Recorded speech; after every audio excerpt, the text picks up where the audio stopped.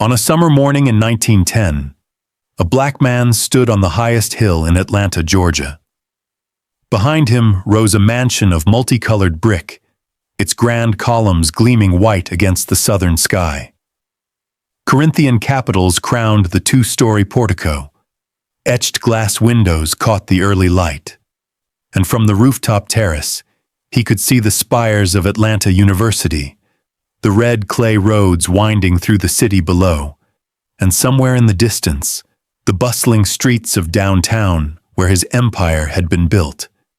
His name was Alonzo Franklin Herndon. Just 45 years earlier, he had been property, a slave child working the red Georgia soil owned by the very man who was his father. Now he stood as Atlanta's first black millionaire, the founder of what would become the largest black-owned insurance company in America, and the master of one of the most magnificent homes the South had ever seen. But on that morning, the mansion felt empty. The woman who had designed every room, who had chosen every tile and imagined every detail, who had dreamed of staging Shakespeare plays on that very rooftop where he now stood, that woman was gone. Adrienne had died just weeks after they moved in. The home she had poured her soul into creating would never hear her laughter echo through its halls. This is the story of the Herndon estate, a monument to impossible dreams and unbearable loss, a house built by former slaves to prove they were as worthy as any king, and a legacy that would shape the civil rights movement, shelter its leaders, and stand as defiant testimony to what Black Americans could achieve in a nation that tried everything to keep them down. But to understand the mansion on Diamond Hill, we must first travel back to a plantation in rural Georgia, where a child named Alonzo was learning that he was worth less than the mules that pulled the plow. The boy who was property. Alonzo Franklin Herndon was born on June 26, 1858, in Walton County, Georgia. His mother was an enslaved woman named Sophony. His father was Frank Herndon, the white man who owned her, the same man who owned Alonzo. On southern plantations, this was common. White masters fathered children with enslaved women, then worked those children in the fields alongside the others. Frank Herndon never acknowledged Alonzo as his son.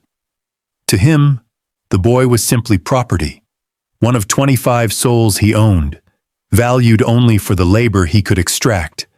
Young Alonzo grew up knowing the peculiar cruelty of his existence.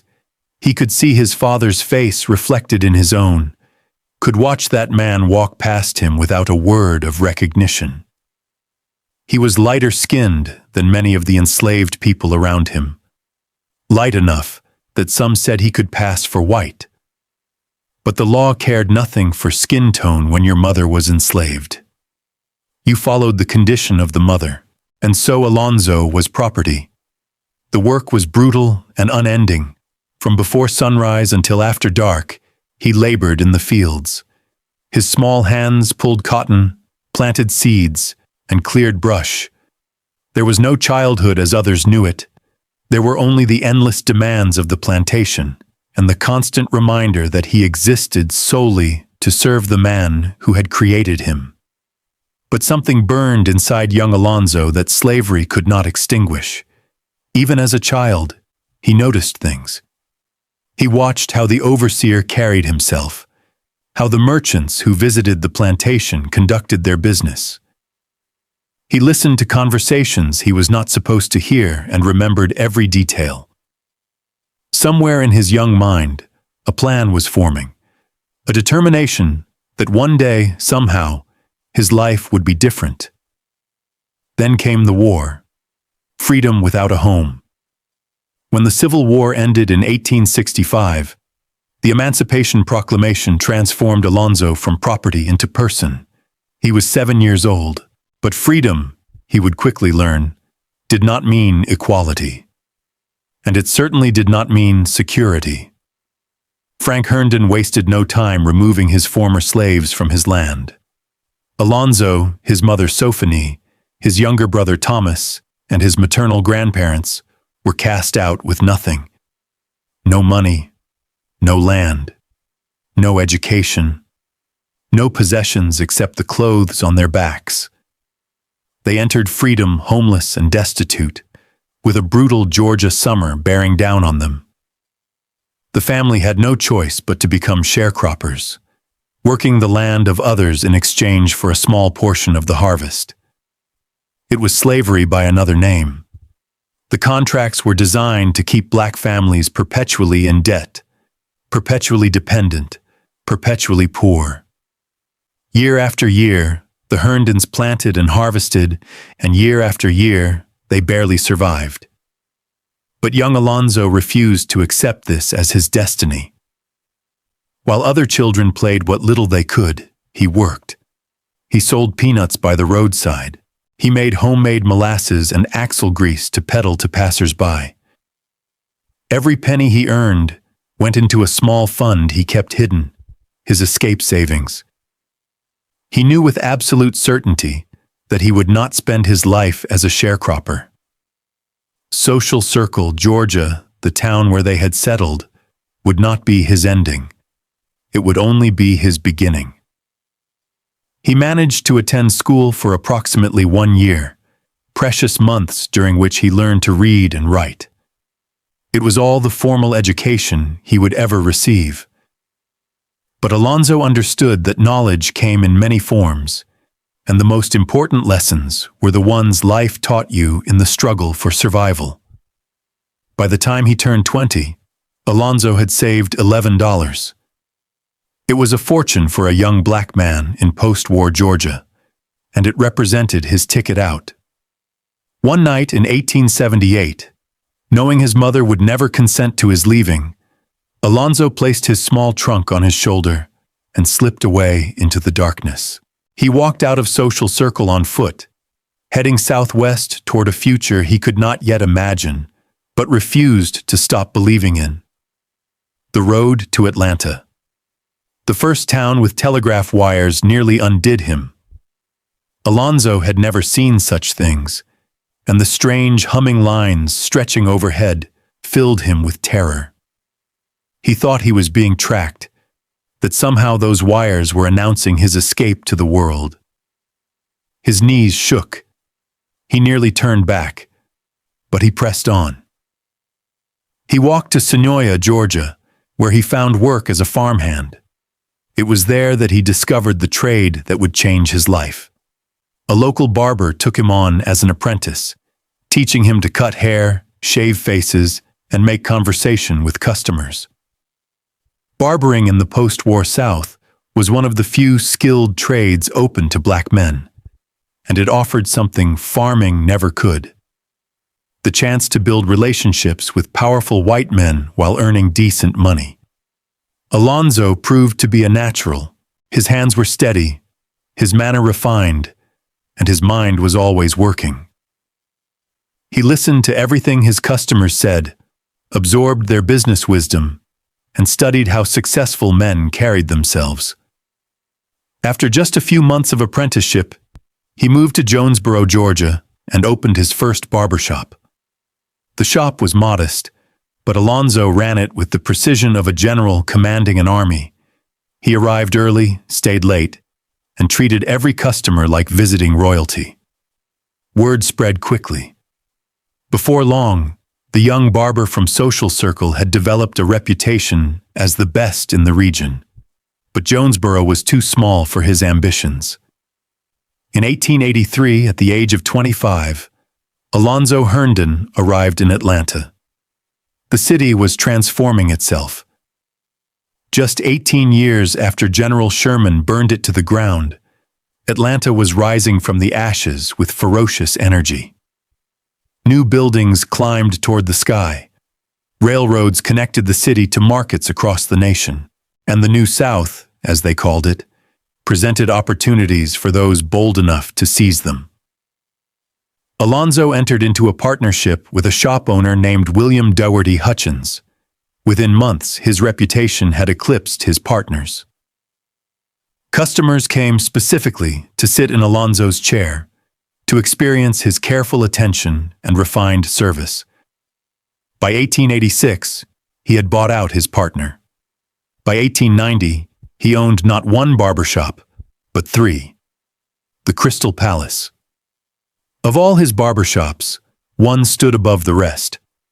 Located at 66 Peachtree Street, in the heart of White Atlanta's business district, it was called the Crystal Palace. And it was unlike anything the South had ever seen. Customers entered through massive 16-foot mahogany doors inlaid with beveled plate glass. Inside, crystal chandeliers hung from pressed tin ceilings painted brilliant white. The floors were ceramic tile, polished until they gleamed. 23 custom barber chairs lined the walls, each one upholstered in dark green Spanish leather, outfitted with porcelain, brass, and nickel fittings. French beveled mirrors stretched along every wall, multiplying the light and creating an illusion of infinite space. It was the largest and most elegant barbershop in the South. Some said it was the finest from Richmond to Mobile. Newspapers called it a marvel. Visitors came from across the region just to see it, even if they didn't need a haircut. But here was the painful irony that defined Alonzo Herndon's life. He could not be a customer in his own establishment. The Crystal Palace served whites only. That was the rule of Jim Crow Atlanta. Black barbers could cut white hair, could hold razors to white throats, could pamper white bodies, but they could not be pampered themselves. Alonzo and his all-black staff of impeccably trained barbers entered through the rear door, never the grand mahogany entrance they maintained with such care. Every day, Alonzo shaved the faces of judges who upheld segregation laws. He trimmed the hair of politicians who wrote legislation designed to keep black people subordinate. He made pleasant conversation with businessmen who would never hire a black employee for anything but menial labor. And through it all, he smiled, listened, learned, and saved every dollar he could. His customers had no idea they were making small talk with a man who would soon own more property than most of them combined. The woman who changed everything. In 1893, Alonzo Herndon met Adrienne Elizabeth McNeil. She was unlike any woman he had ever known. Adrienne had been born in Augusta, Georgia, in 1869, the daughter of an unwed domestic servant who had been enslaved. But where Alonzo's childhood had been defined by field labor and survival, Adrienne's had been shaped by ambition for the arts. From her earliest years, she had dreamed of the stage, of performing Shakespeare and classical drama before great audiences. She had studied at Atlanta University's Normal School, graduating in 1890 with distinction in oratory. Her passion was elocution, the art of expressive speech and dramatic performance. She was brilliant, cultured, and light-skinned enough to pass as white, a fact that would later play a complex role in her artistic career. When Alonzo courted her, he made a promise that sealed their bond. He vowed to support her theatrical ambitions, to fund her studies, to help her achieve the stage career she so desperately wanted. For a woman with Adrienne's dreams in the 1890s, such support was everything. They married on Halloween in 1893. He was 35. She was 24. Adrienne immediately began elevating Alonzo's world.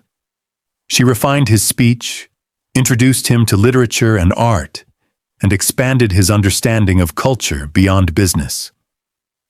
In return, he provided the financial security that allowed her to pursue her studies. She traveled to Boston to study at the School of Expression. Later, she would attend the American Academy of Dramatic Arts in New York. But Adrienne's theatrical dreams would be crushed by the very racism that defined their era.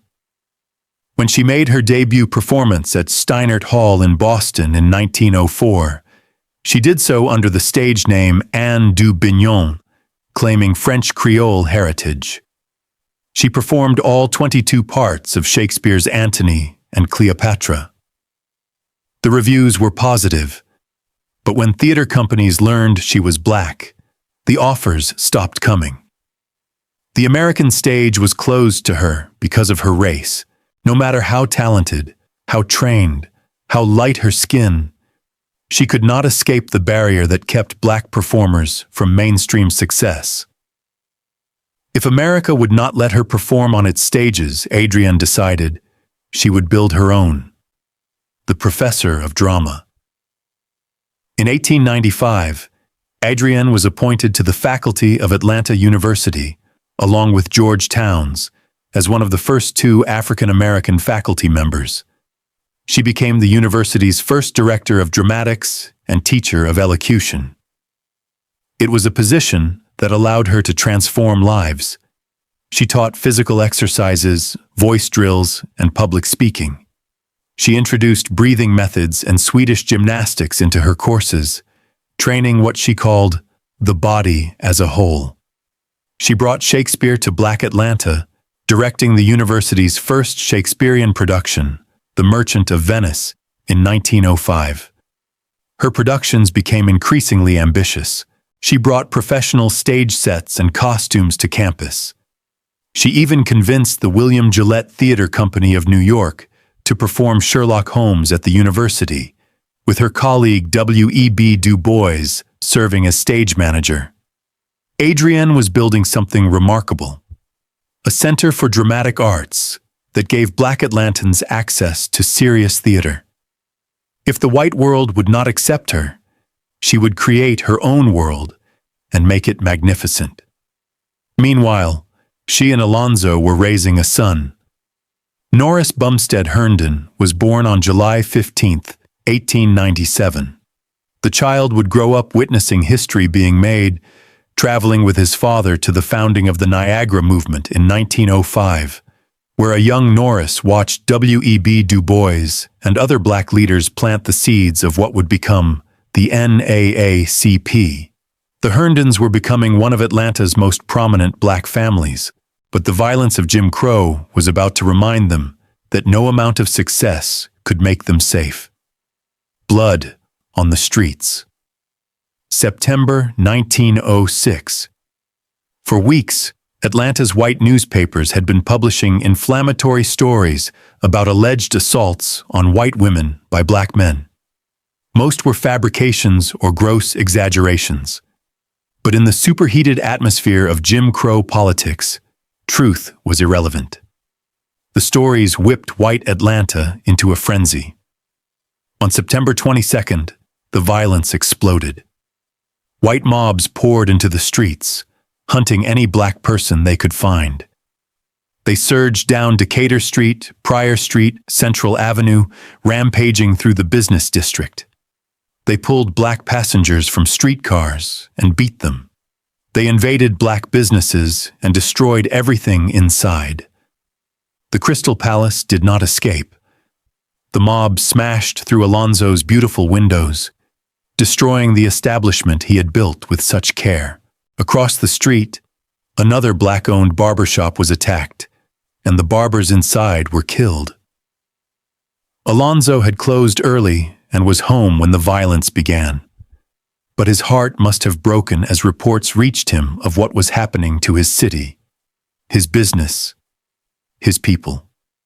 The Atlanta Race Massacre, as it would later be called, killed at least 25 black citizens, though the true number was likely much higher. Hundreds more were injured. Black Atlanta was traumatized, its economic progress set back by years. The message was clear. No matter how successful a black person became, white violence could take everything away in an instant. But Alonzo Herndon refused to be defeated. He repaired the Crystal Palace. He continued to serve his white customers with the same impeccable service, and he channeled his rage and grief into building something even more ambitious, an empire that would serve his own community. The birth of Atlanta life. In 1905, just before the massacre, Alonzo had made a fateful investment. The state of Georgia had increased capital requirements for insurance companies, putting many small black-owned firms out of business. Two ministers approached Alonzo about purchasing a failing mutual aid association called the Atlanta Benevolent and Protective Association. They believed a man of his business acumen could save it and turn it into something that served the black community. Alonzo paid $140 for the company. He deposited $5,000 with the state as a guarantee fund, and he set about transforming a struggling organization into what would become the Atlanta Life Insurance Company. The concept of mutual aid had deep roots in Black America. On plantations, enslaved people had formed secret societies to care for the sick and bury the dead with dignity. After emancipation, these traditions continued through churches and community organizations. But now, in the era of Jim Crow, Black families needed more than mutual aid. They needed real insurance, protection for their families, dignity in death. White insurance companies either refused to serve Black customers or charged them exorbitant rates. Alonzo saw an opportunity to fill this void while building generational wealth for the Black community. He was a brilliant manager. He hired experienced executives, trained a professional sales force, and acquired smaller struggling companies across Georgia and neighboring states. By 1907, Atlanta Life had 23 offices across Georgia alone. By the early 1920s, it had expanded into Florida, Kansas, Kentucky, Missouri, Tennessee, and Texas. The company's motto was simple: "We protect our own," and protect they did. Atlanta Life paid claims promptly and fairly, building trust in a community that had learned to expect betrayal from financial institutions. Black families who had never been able to provide for their loved ones in death could now purchase policies that gave them peace of mind. By 1922, Atlanta Life had achieved legal reserve status, a position held by only 4 other Black insurance companies at the time. The small association Alonzo had purchased for $140 had grown into a company with assets exceeding $400,000. But even as his business empire expanded, Alonzo was planning something else: a monument, a home for his family that would stand as permanent proof of what Black Americans could achieve. The house on Diamond Hill. Diamond Hill was the highest natural elevation in the city of Atlanta. In the late 1800s, Atlanta University had purchased approximately 60 acres on this ridge, with funding from the Freedmen's Bureau. The idea was to create a model community for Black elites, a place where African American educators, professionals, and business leaders could build homes away from the indignities of daily life in Jim Crow Atlanta. It was here, overlooking the city that had tried to destroy him, that Alonzo Herndon decided to build his family's home. But this would not be just any house. This would be a statement. Around 1906, Adrienne began designing the mansion. She had no formal architectural training, but she had something more valuable: vision. She knew exactly what she wanted: a Beaux Arts classical home that blended French elegance with Southern tradition. A residence that would rival any white mansion in the city while celebrating Black achievement at every turn. She worked without formal blueprints, collaborating directly with a Black contractor named Will Campbell and a team of African American craftsmen. Every detail was discussed, debated, and refined. The brick would be a distinctive pumpkin color flecked with rose and purple iron deposits. The 2-story entrance portico would feature paired Corinthian columns. The windows would be etched glass with intricate patterns. And the roof would be flat, designed as a terrace where Adrienne could stage outdoor theatrical performances with the Atlanta skyline as her backdrop. Construction began in 1908. Except for the electrical and plumbing systems, all of the work was performed by Black laborers and contractors. This was intentional. Adrienne and Alonzo wanted their home to be proof that black hands could create beauty equal to anything white architects produced. The mansion took 2 years to build. 15 rooms spread across 2 stories. The exterior featured the distinctive multicolored brick, the grand columned entrance, and porches on each side. Inside, different design traditions flowed together. Renaissance revival in the reception hall and dining room, Rococo detailing in the music room, arts and crafts elements in the intimate spaces. But the most remarkable feature was the frieze. Running near the ceiling of the living room and library was a series of hand-painted murals depicting scenes from Alonzo Herndon's life. One panel showed him as a child, tilling the red clay fields of Social Circle. Another depicted him as a young barber, building his first shop. A third showed the Crystal Palace in all its glory. And the final panels celebrated his rise to business prominence and his family's achievements. It was autobiography rendered in paint.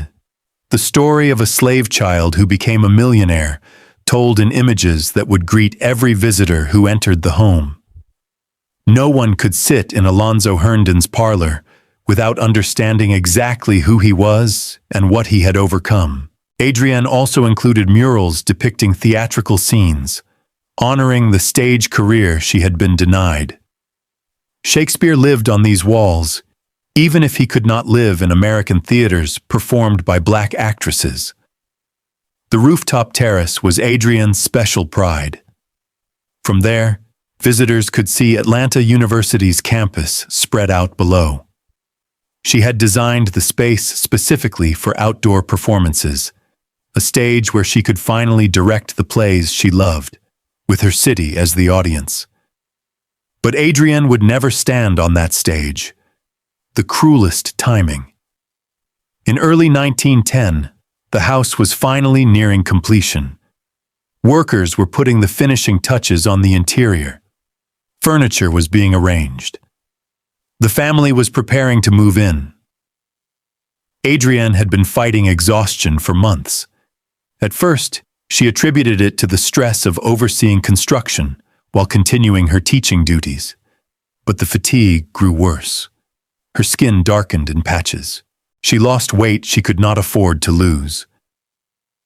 The diagnosis was Addison's disease, a failure of the adrenal glands. In 1910, there was no treatment. The condition was invariably fatal. On April 6, 1910, just weeks after the Herndon family moved into their magnificent new home, Adrienne Elizabeth McNeil Herndon died. She was 40 years old. The mansion she had designed, the masterpiece she had poured her soul into creating, the stage from which she had dreamed of directing plays beneath the southern stars, she would never enjoy any of it. Alonzo was devastated. The woman who had refined him, who had expanded his world, who had designed the physical embodiment of their shared dreams, was gone. Their son Norris, just 12 years old, had lost his mother. But Alonzo Herndon did not close the house. He did not sell it. He did not retreat from public life. Instead, he continued to live in the mansion Adrienne had created, preserving it exactly as she had designed it.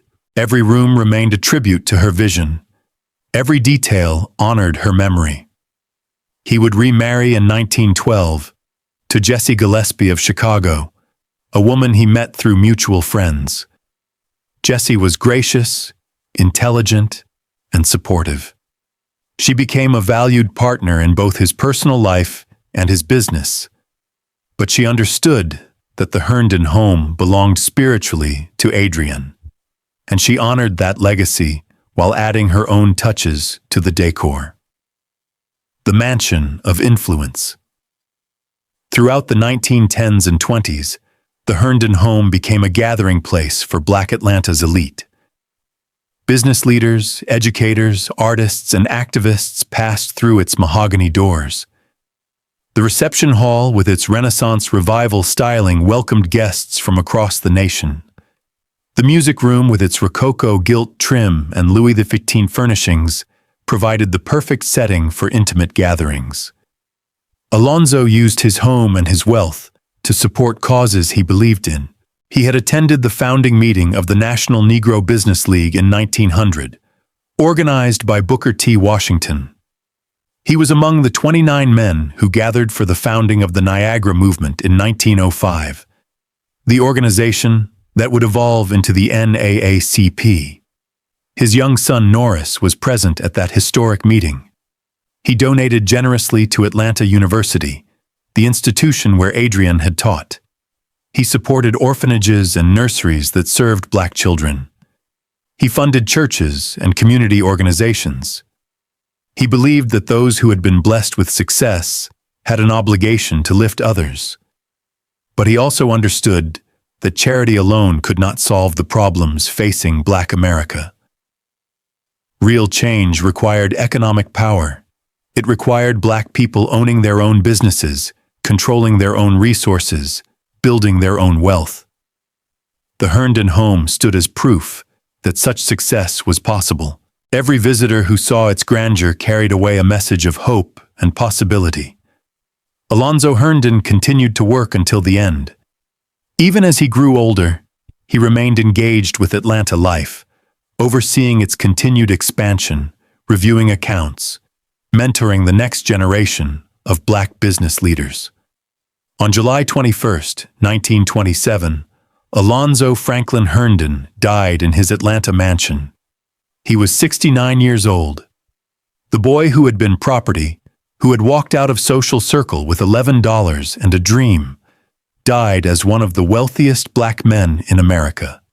His real estate holdings alone were assessed at nearly $300,000 to $25,000. His business interests were worth far more. His funeral paused traffic on the streets of Atlanta. Black and white citizens alike acknowledged the loss of a man who had embodied the possibility of the American dream, even when that dream was denied to those who looked like him. The second generation. Norris Bumstead Herndon was 30 years old when his father died. He had been preparing for this moment his entire life. Norris had grown up in privilege unlike anything his father had known. He had traveled internationally, attended the finest schools, and graduated from Harvard Business School in 1921 with a master's degree in business administration. He was one of only 2 African Americans in his graduating class. But Norris had also grown up understanding the responsibilities that came with his family's position. He had witnessed history at the Niagara Movement founding. He had sailed on the Carpathia just weeks after it rescued Titanic survivors, experiencing the world while knowing that much of it was closed to him because of his race. When his father died, Norris assumed the presidency of Atlanta Life Insurance Company. He was joined by his stepmother, Jessie, who became vice president. Together, they would guide the company through some of the most challenging and transformative decades in American history. The Great Depression devastated many insurance companies, but Atlanta Life survived. The company that had been built to serve Black families when no one else would proved remarkably resilient. Its conservative financial practices, established by Alonzo, protected it from the speculative excesses that destroyed other firms. Under Norris's leadership, Atlanta Life continued to expand. The company weathered the Depression, navigated the Second World War, and emerged stronger than ever.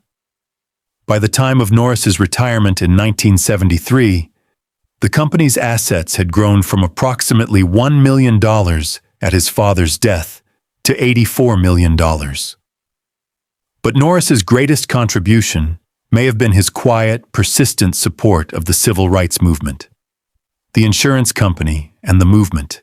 Throughout the 1950s and 60s, Atlanta Life Insurance Company provided something the civil rights movement desperately needed: financial backing and institutional support. When other companies were afraid to associate with activists, Atlanta Life stepped forward. The company issued a life insurance policy to a young minister named Martin Luther King Jr. when others refused to cover him. This was not merely a business transaction. It was a statement of solidarity and a practical necessity. A man whose life was constantly threatened needed insurance to protect his family. Norris Herndon funded civil rights organizations with the same quiet determination his father had shown in building the business. He gave generously to the NAACP, the organization that had grown from the Niagara movement his father had helped found. He supported the Southern Christian Leadership Conference, Martin Luther King's organization. He contributed to the Montgomery Improvement Association, the group that coordinated the bus boycott. He funded the United Negro College Fund, Morris Brown College, Atlanta University, and the National Urban League. He supported the Committee on the Appeal for Human Rights, a student-led organization working to desegregate educational institutions.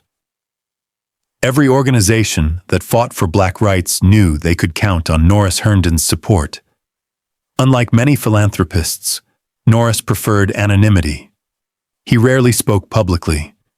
He avoided society pages and national conventions. He let his money speak for him, providing the financial foundation that allowed others to do the visible work of activism. The Herndon home became a sanctuary during these turbulent years. Civil rights leaders knew they could meet there in safety. The mansion that Adrienne had designed and Alonzo had built became a gathering place for those planning the transformation of America.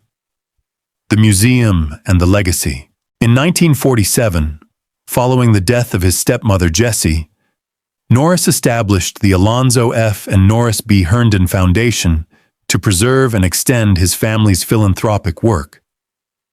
In 1973, as Norris prepared to retire from active leadership of Atlanta life, he transformed his family home into a museum. The Herndon home opened to the public, allowing visitors to see the mansion that had been built by former slaves, designed by a professor of drama, and maintained by 3 generations of one of America's most remarkable black families. Every room told stories. The receiving parlor with its ornately carved staircase. The piano room designed to honor Alonzo's mother, with its Rococo styling and elegant furnishings. The living room and library with Adrienne's murals still intact, depicting scenes from a life that spanned slavery to millionaire status. The formal dining room where business deals were discussed and movement strategies planned. The bedrooms upstairs, each reflecting different eras of the family's history. Norris's own bedroom remained as it had been in the 1970s, complete with the technology of that era.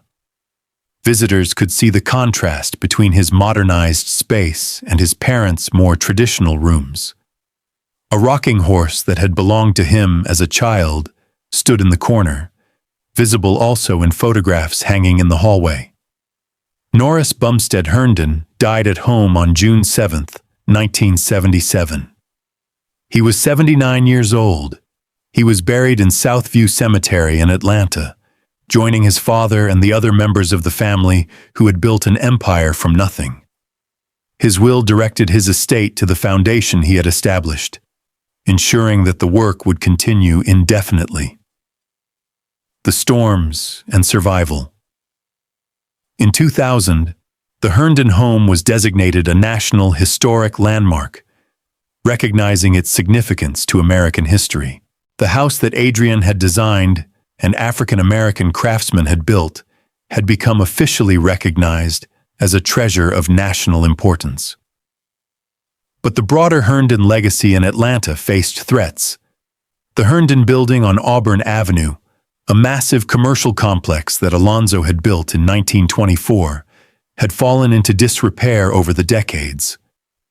Once a thriving center of black business life, with 60 offices, storefronts, a hotel, and even its own gas station, it had become vacant and deteriorating.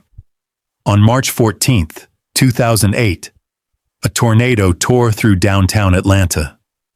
The storm damaged historic Oakland Cemetery, the former Fulton Bag and Cotton Mill, and swept directly through the Sweet Auburn district, the heart of Black Atlanta's historic business community. The Herndon building, already fragile, was devastated. Weeks later, it was demolished. The tornado passed close to the Herndon home itself, but the mansion survived. Once again, the house on Diamond Hill stood while destruction swirled around it. The home that had been built to last, that had been designed with care and constructed with skill, refused to fall. The museum and legacy continue. Today, the Herndon Home Museum stands on Diamond Hill, still overlooking Atlanta, though the view has changed dramatically. Where Adrienne once imagined seeing Atlanta University from her rooftop stage, the Mercedes-Benz Stadium now dominates part of the sightline. The city has grown and transformed around the mansion that refuses to move. Visitors enter through the same portico that Adrienne designed. They walk through the reception hall with its mahogany paneling. They see the murals depicting Alonzo's journey from slavery to success. They stand in the dining room where history was discussed and futures were planned. They climb the stairs to see the bedrooms where 3 generations of Herndons slept, dreamed, and occasionally grieved. The tours are conducted on Tuesdays and Thursdays.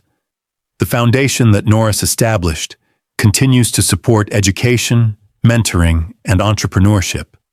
The Atlanta Life Insurance Company, though changed by the decades, still operates, still serving communities that were once systematically excluded from financial services. But perhaps the most important legacy is invisible. It lives in the thousands of Black families who were able to bury their loved ones with dignity because Atlanta Life honored its policies. It lives in the civil rights workers who were funded by Herndon money. It lives in the students who attended schools the Herndons supported, in the entrepreneurs who were inspired by their example, in everyone who learned that a slave child could become a millionaire if he never stopped believing in himself. The meaning of the mansion. Stand on the steps of the Herndon home today and look out over Atlanta. Try to imagine what Alonzo saw when he first stood here in 1910. A Black man, born as property, master of one of the finest homes in the South. A man whose father had owned him, now owning more property than most white men would ever possess. A man who had entered freedom with nothing, now surrounded by everything. The mansion was never just a house. It was an argument. It was proof. It was defiance made manifest in brick and marble. Every Corinthian column was a rebuttal to those who claimed Black people could not appreciate beauty. Every etched glass window was an answer to those who said former slaves could not achieve greatness. Every room, designed by a Black woman, built by Black hands, filled with art and literature and music, was testimony to the lie at the heart of American racism. But the house was also tragedy. Adrienne died before she could enjoy it. Alonzo lived there for 17 years as a widower, surrounded by his first wife's vision. Norris, who never married and never had children, lived there alone for decades, the last of his line, a man whose wealth could not buy him the family that had given the house its original warmth. The Herndon home teaches us that success and suffering often walk together, that the same determination that builds empires can exact terrible personal costs, that monuments to achievement can also be monuments to loss. Perhaps that is what makes the house so powerful. It does not pretend that Alonzo Herndon's story was simple or easy. It shows the murals of his triumph alongside the empty spaces where loved ones should have stood. It celebrates what was achieved while acknowledging what was lost.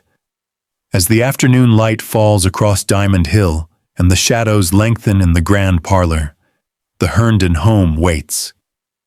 Waits for the next visitor who will walk through its doors and learn the story of a slave who became a king. waits to remind another generation that dreams, even impossible ones, sometimes come true. Waits to stand as witness to what Black Americans could accomplish when given even the smallest chance. The walls still hold their secrets. The murals still tell their stories. And somewhere, perhaps, the ghost of Adrienne finally stands on her rooftop stage, performing Shakespeare for an audience of stars. This is the Herndon home, built by dreams, preserved by love, standing still. The architecture of defiance. Walk through the Herndon home today and notice how every design choice carries meaning. The multicolored brick on the exterior was not chosen by accident. That pumpkin tone flecked with rose and purple iron deposits was distinctive, memorable, unlike the plain red brick of ordinary Atlanta homes. It announced from the street that this house was different, that its owners had taste and means that set them apart.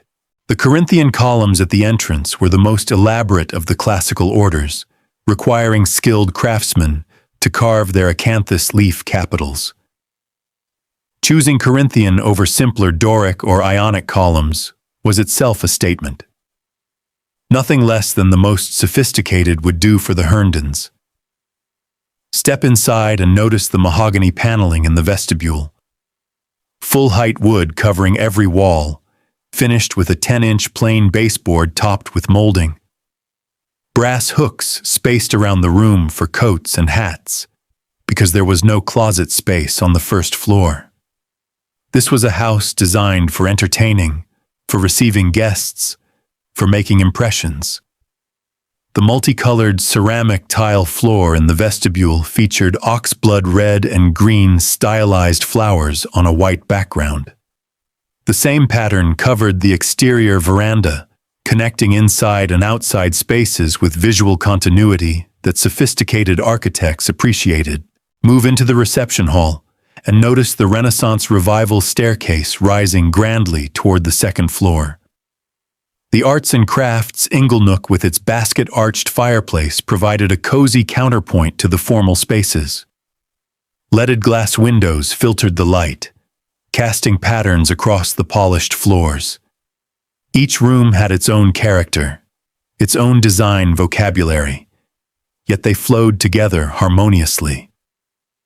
The Rococo music room with its gilt trim, the Renaissance Revival dining room with period furniture and Venetian glass displayed in mahogany cabinets, the library with its thousands of books, not decoration, but actually read, dog-eared and annotated by a man who valued knowledge above almost everything else.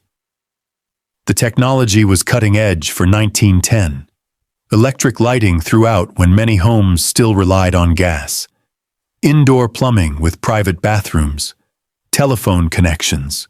The Herndon home was as modern as it was classical, blending contemporary convenience with timeless design. The servants' areas were not forgotten. A butler's pantry connected kitchen to dining room. Service stairs allowed staff to move invisibly through the house. The basement concealed mechanical systems and storage. Everything was arranged so that the illusion of effortless elegance could be maintained. But here is what makes the house truly remarkable. Almost all of it was built by African American workers. The masons who laid those distinctive bricks, the carpenters who fitted that mahogany paneling, the craftsmen who carved those Corinthian capitals, they were black men working in Jim Crow Atlanta. They proved with their hands what their society claimed was impossible. They built a masterpiece, the rooms as they lived.